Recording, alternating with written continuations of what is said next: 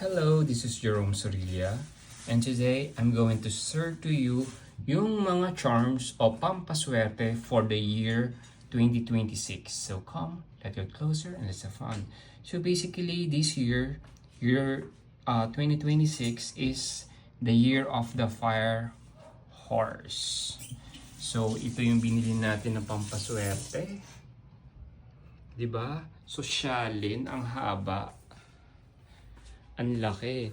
Ilalagay namin sa may pintuan namin to. Since may construction na ginagawa sa floor namin, hindi ko tatanggalin yung plastic at parang wala akong balak na tanggalin yung plastic. It's the year of the fire horse.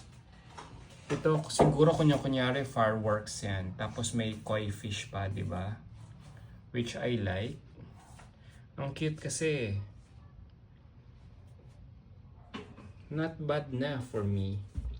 Tapos sa baba may ganyan pa. Tassel. Nice, nice, nice. So, Happy New Year.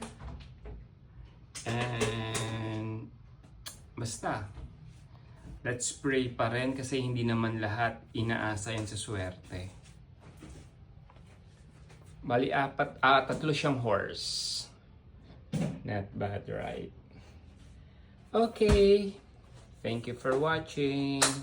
Bye for now.